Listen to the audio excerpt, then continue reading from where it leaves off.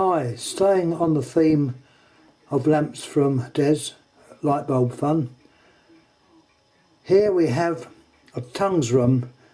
Now, from what he says, this is quite an old one, and he said the first one made, or the first time they brought out what is known as a krypton lamp. Now, in England we never had these, but on the continent I did notice that certain manufacturers made what was called a krypton lamp. It had krypton gas in it, and the envelope was normally a bit smaller. As I say here, it never caught on. I know you can get small flashlight bulbs that are krypton, but this was one of the first, if not the first, of this style. That is also what they call the Nita bulb shape. Looking at the bulb, I'd say it is the same shape as the Nita bulbs when they came out in England. But having said that, our ones weren't with the krypton gas. It's interesting, somewhere I've got one of these that is clear, and it's made by a Russian manufacturer. When I find it, I'll make a video of it. They were generally not well made, and I picked it up when I went to Germany shortly after the wall came down, so you were able to go over to the other side and you could pick up these rather unusual lamps.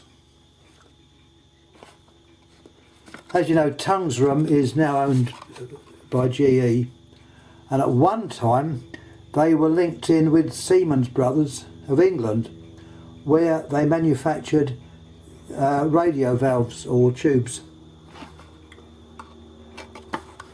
What it says on here, made in Hungary, 60 watt obviously.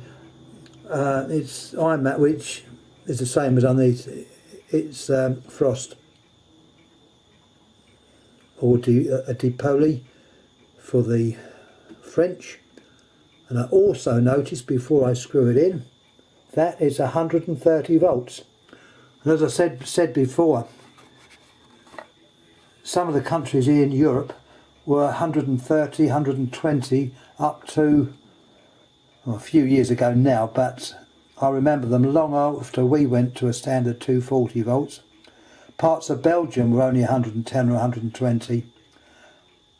I also got a hold of some lamps which were 130. They were probably ones that were being sold off at a junk market, this time in Belgium. There's a lovely one in the capital, Brussels, very near the Midi railway station.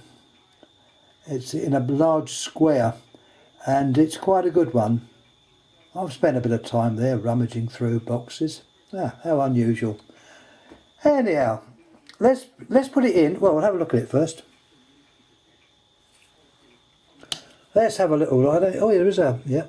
Let's show you what it's got on it. It's always interesting to say these. You have to be very careful you don't lose the etch. Perhaps not one of the. There we are. Tungsram krypton. Tungsram krypton, 60 watt, 130 volt. In fact, it's written very much like the American lamps of the time, with the wattage clearly shown in the centre and the voltage and that round the outside. Anyhow, let's pop him in and see how she goes.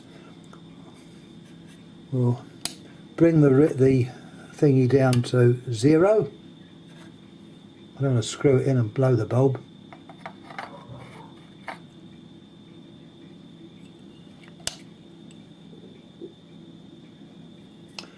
Before we do that, let's have a little look at the base. Well made. Look at the way it's done. I've never seen them done quite like that. There's like a patterning around the outside of the vitrate glass. The centre contact is fairly deep with the solder blob right in the middle, well, more or less in the middle. So it does look like a well-made lamp. The base is certainly well made.